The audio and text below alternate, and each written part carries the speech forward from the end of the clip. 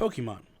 So Pokemon Sword and Shield, the sales numbers came out recently in the Nintendo investors meeting. Through the roof. This thing sold like a madhouse, right? It's what is it, 17 million it's sitting at, Yep. which is the highest grossing like early sales. Like right, I mean it's not all time best. There's other games out there that have sold more, but like in the early couple of days, like it's breaking records. They think ultimately it'll end up being one of the biggest and the best.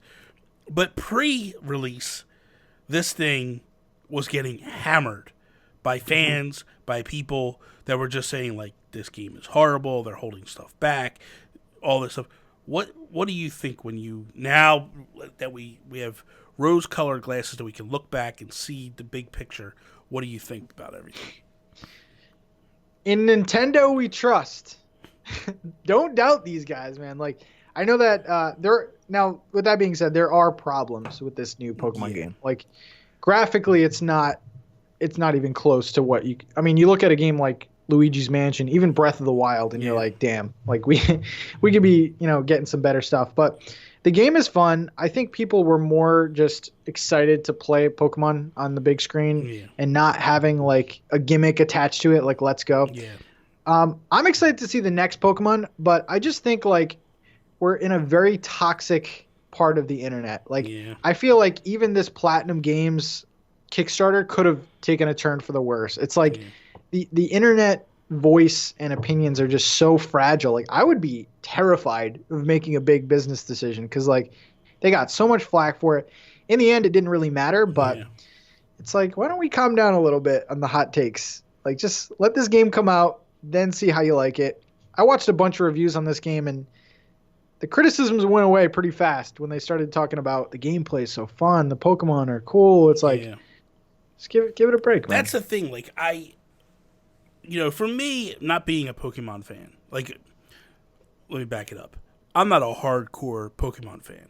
I just recently started getting into these games, and I rolled credits on this game. It's the first Pokemon game I ever rolled credits on.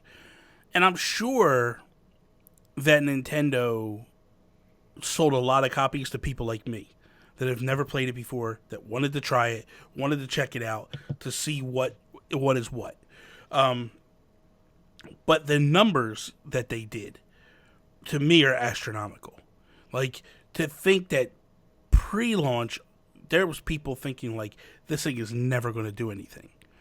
And then to see it, like, not just rank, but to go right up to the top with, Zelda and Mario and like... In what, 3 months? Yeah. It's like... It's nuts. It's crazy, right?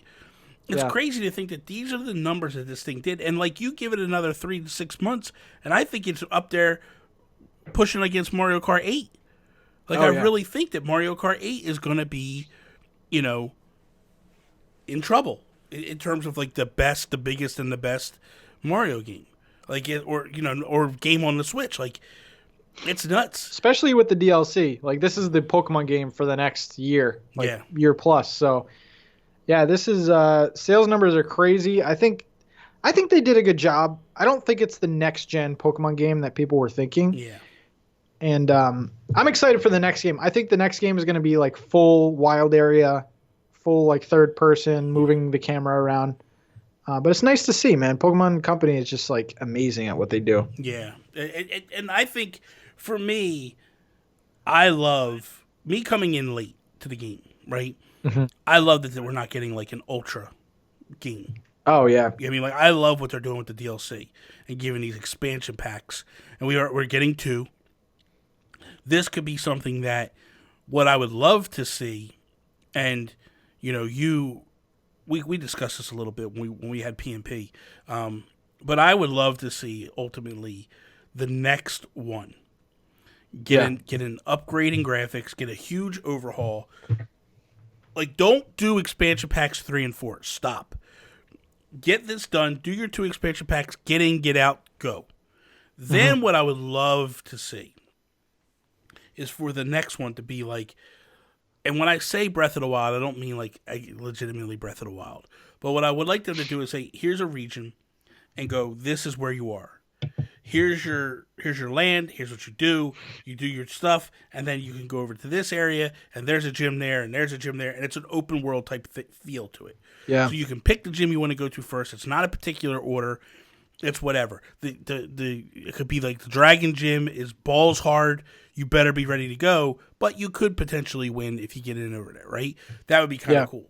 But then what I would like them to do is go in that game. The only Pokemon in that game are the 101, 103, whatever you decide to put that are for that region. Then, thank you. Then for the next, year, 2 years, you do expansions that are the other regions. That's the way to do it. And then you go back and you can collect all your favorites from Region 1, from Kanto and Jotun and all those ones. And that would be pretty cool to go like, okay, we're going to give you 8, 9 expansions. And they're going to branch you off. Like, here is all of Kanto right to the left of the original world. You know what I mean? And you just walk over, and now it's an open world kind of with Kanto. And you could replay that game kind of. It would be... I would be all for that. Because I feel like that would be the ultimate game. The ultimate Pokemon game. And you could literally, you could spend a few years just building that game. Maybe that's what you call it. You call it Pokemon Ultimate. And it's just I'd be down. It's just like the standalone game. This is gonna be a 4 or 5 year project. This is what we're doing. And you would have people on board, I think. I will say this. I hope the next game, and I don't think they'll do this, but I really hope the next game has a hardcore difficulty or like a different difficulty. Just because, man, playing through Sword and Shield, you are constantly stopped by your quote unquote rival. Back in the day, you used to hate your rival. Yeah. Now it's like your best buddies. Yeah. That kind of messed up the pacing a bit for me. I hope there's like you were saying, you get thrown into this game and you're like, all right, go crazy. You can go any gym. You'll probably get beat up the first couple gyms, but, find your way. So I hope they do that. Yeah. Not making the game harder battle-wise and stuff, because there's still a challenge there. Just don't hold my hand, man. I've have you played Pokemon before? That's all they need to do. That's it. Yeah. What as far as the criticisms, man, it's just it's nuts. Well, I mean, it showed that the criticisms mean nothing. That it sold like gangbusters regardless, and it's whatever. And I feel like every single game that Nintendo has put out this year, for the last year and a half, has caught criticisms. And then the sales come out and show absolutely that those criticisms were, whatever. You know what I mean? Like, people still want these games. They still want to play these games. And it's like, and it makes me go like, if there's a valid criticism, it makes me go, if I'm working at Nintendo, I'm going, so what do I listen to? These guys are saying, they're not going to buy this game unless we do this. And then we launch the game, and the game sells record numbers. So do we fix it or not? Do we, you know what I mean? Like, it's a weird thing. So,